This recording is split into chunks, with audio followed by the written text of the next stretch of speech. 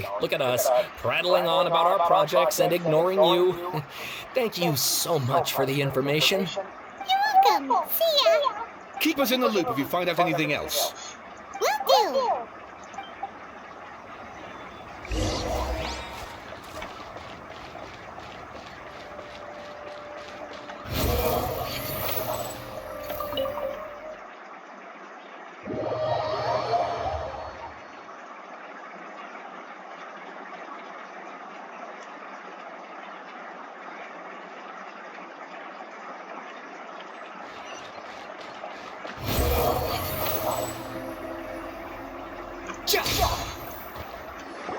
Nahida, we're here! Traveler, Paimon, how have you been? Ugh, where to start? Paimon hasn't had a moment's rest this whole time.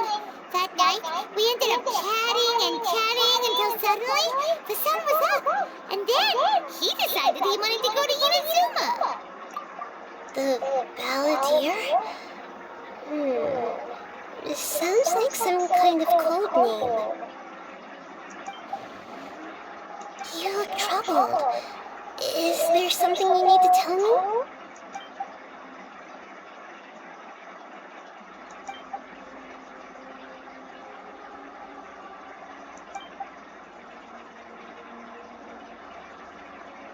Traveler?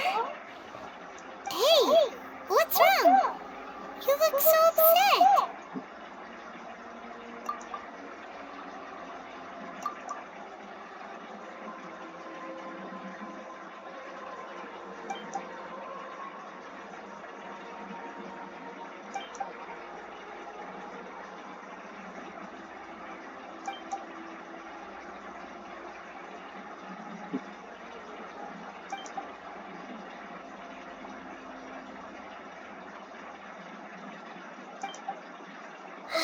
That's quite a story. So, this puppet known as the Balladeer erased himself from Irminsul, hoping that he could change the past. But how was he even able to do that? As the Traveler said, he very nearly became Sumeru's deity. Admittedly, I remember it a little differently. I don't recall finding anyone inside the machine after we defeated it. Nevertheless, it does make sense. If someone were to successfully erase themselves from Irminsul, the world would change to reflect the new reality. So, you believe this person really existed, and we just don't remember him because, well, because he literally changed the world? Yes. Theoretically speaking, it is possible to do this.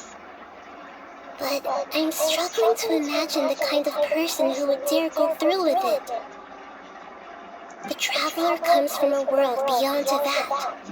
That's why there's no information about him in Irminsul, and it also explains why any changes to Irminsul wouldn't affect him.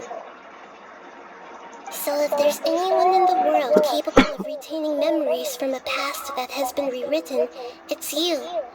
It's quite incredible when you think about it. Paimon's having a hard time understanding this Balladeer guy's motivations.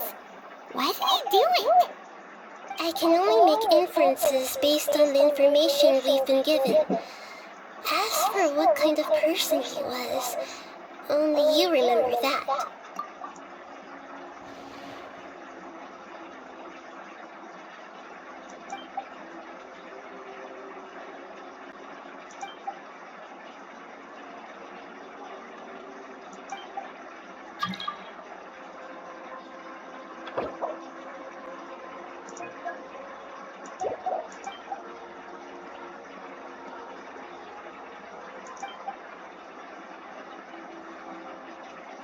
Something else worrying you?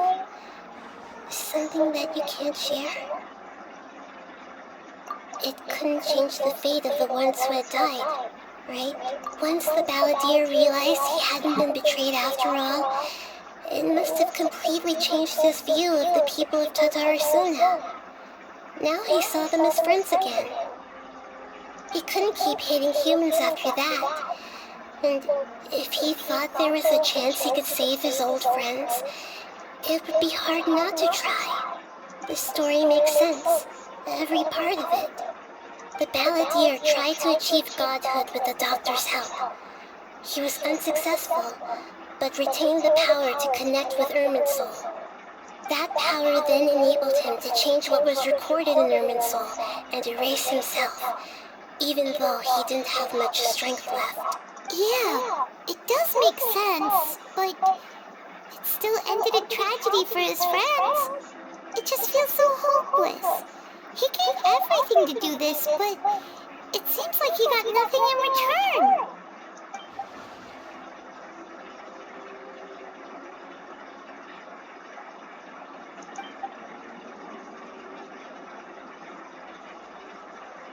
Please wait a moment.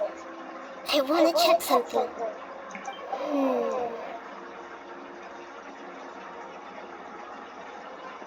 Found it. This should be the world.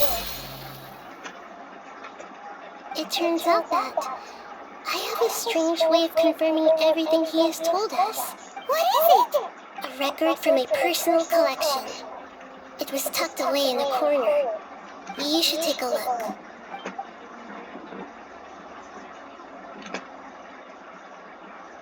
Is this a fairy tale? Who wrote it? I authored this record myself. Huh? You wrote a fairy tale that somehow has something to do with the balladeer? When combined with the traveler's narrative, it's clear that this story is an allegory. Everything in it is a symbol for something else. Hold on. So this record survived from the past? Yes.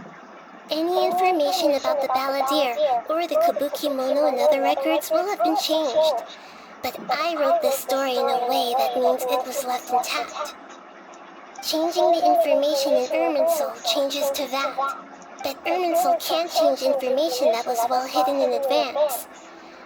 I guess I must have written this story as a backup before the balladeer entered Irminsul.